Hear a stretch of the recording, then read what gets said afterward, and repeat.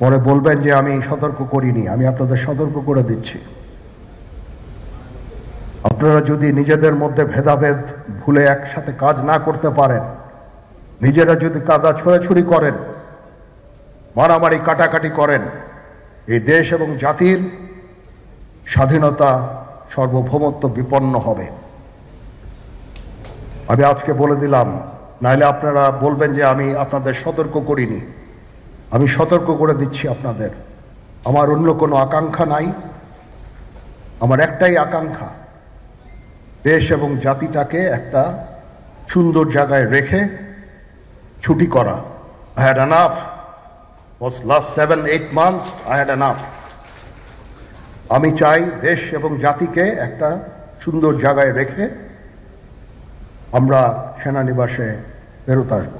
আরেকটা জরুরি বিষয় যেটা আমি ভাবলাম যে আপনাদের সাথে আমি শেয়ার করি।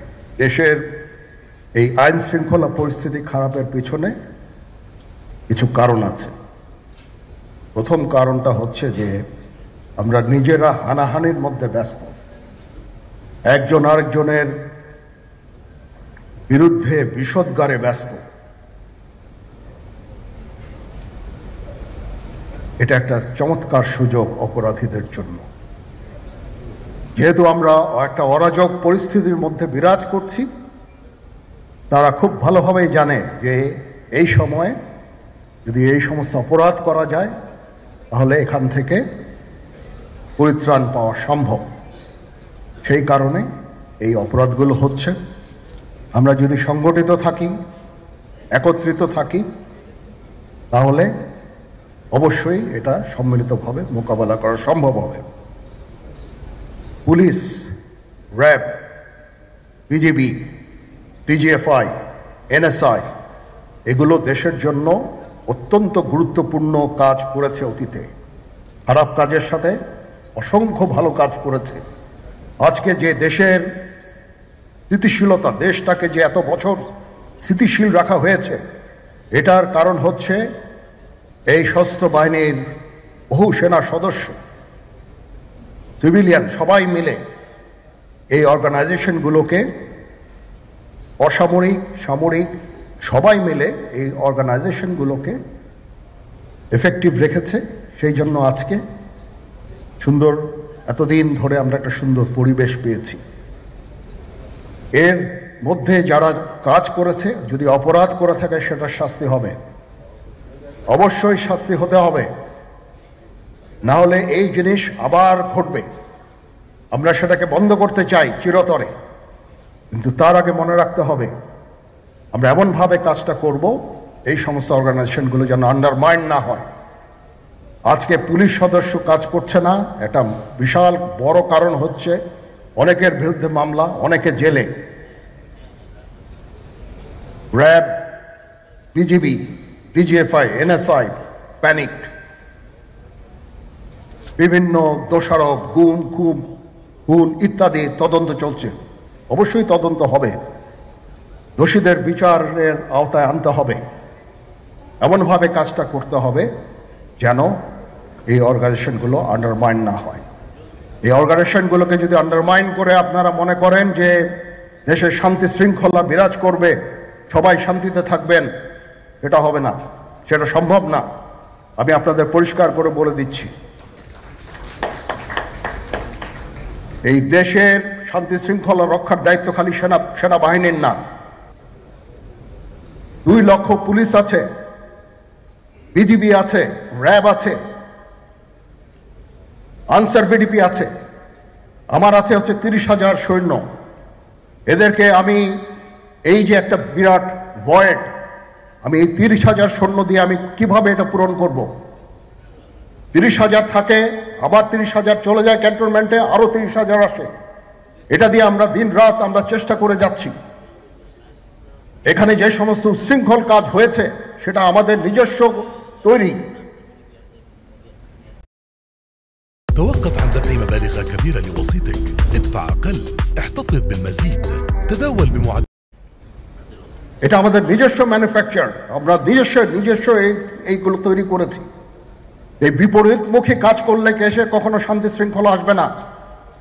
এই জিনিসটা আপনাদের মনে রাখতে হবে। তদন্ত কমিশন হচ্ছে আবার একটা, আমাদের সর্বদা আমরা চেষ্টা করব তদন্ত কমিশনকে সহায়তা করতে। যে ধরনের সাহায্য সহযোগিতার প্রয়োজন হয় আমরা করব। আমরা দেশে একটা ফ্রি ফেয়ার অ্যান্ড ইনক্লুসিভ একটা ইলেকশনের জন্য দিকে ধাবিত হচ্ছে, এবং তার আগে যে সমস্ত সংস্কার করা প্রয়োজন অবশ্যই সরকার সেদিকে খেয়াল করবেন। আমি যতবারই ডক্টর ইউনূসের সাথে কথা বলেছি, he completely agrees with me. There should be free, fair and inclusive election, and that election should be within December or close to that. যেটা আমি এর প্রথমেই বলেছিলাম যে 18 মাসের মধ্যে একটা ইলেকশন। আমার মনে হয় যে সরকার সেদিকেই ধাবিত হচ্ছে। ডক্টর ইউনূস যথাসাধ্য চেষ্টা করে যাচ্ছেন এই দেশটাকে ইউনাইটেড রাখতে, কাজ করে যাচ্ছেন উনি।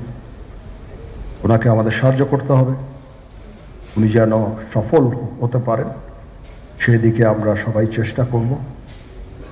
আমরা একসাথে ইনশাল্লাহ কাজ করে যাব।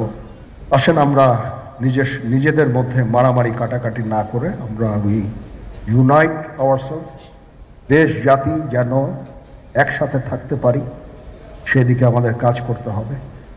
আমাদের মধ্যে মতের বিরোধ থাকতে পারে, চিন্তা চেতনার বিরোধ থাকতে পারে, কিন্তু দিন শেষে যেন আমরা সবাই দেশ এবং জাতির দিকে খেয়াল করে আমরা যেন এক থাকতে পারি। তাহলে এই দেশটা উন্নত হবে, এই দেশটা সঠিক পথে পরিচালিত হবে। না হলে আমরা আরো সমস্যার মধ্যে পড়তে যাব। বিশ্বাস করেন, we don't want to head, ওইদিকে আমরা যেতে চাই না। আমি আপনাদের সতর্ক করে দিচ্ছি, পরে বলবেন যে আমি সতর্ক করিনি। আমি আপনাদের সতর্ক করে দিচ্ছি, আপনারা যদি নিজেদের মধ্যে ভেদাভেদ ভুলে একসাথে কাজ না করতে পারেন, নিজেরা যদি কাদা ছোড়াছুড়ি করেন, মারামারি কাটাকাটি করেন, এই দেশ এবং জাতির স্বাধীনতা সার্বভৌমত্ব বিপন্ন হবে। আমি আজকে বলে দিলাম, নাইলে আপনারা বলবেন যে আমি আপনাদের সতর্ক করিনি। আমি সতর্ক করে দিচ্ছি আপনাদের। এই দেশ সুখে শান্তিতে থাকতে চাই, আমরা চাই না হানাহানি কাটাকাটি মারামারি। সেই উদ্দেশ্যে আমি কাজ করে যাচ্ছি, আমরা কাজ করে যাচ্ছি। আমাদের সেনাবাহিনীর প্রতি আক্রমণ করেন না। একটা কমন জিনিস আমি দেখতে পাচ্ছি, সেনাবাহিনী এবং সেনা প্রধানের প্রতি বিদ্বেষ কারো কারো। কি কারণে আজ পর্যন্ত আমি এটা খুঁজে পাইনি। আমরা হচ্ছে একমাত্র ফোর্স যেটা আপনাদের জন্য কাজ করে যাচ্ছি, দাঁড়িয়ে আছি প্ল্যাটফর্মে। Of course navy and air force, navy chief আবার মন খারাপ করে করছে, navy air force all, we all আমাদেরকে সাহায্য করেন, আমাদেরকে আক্রমণ করেন না, আমাদেরকে অনুপ্রাণিত করেন, আমাদেরকে উপদেশ দেন। কোনো একটা সমস্যা হয়ে গেলে আমি যেন নুরুদ্দিন স্যারের স্বর্ণপন্ন হই এবং উনি আমাকে উপদেশ দেন, সিনিয়র জেনারেলরা আমাকে উপদেশ দেন, আমি সবার কাছে স্বর্ণপন্ন হই।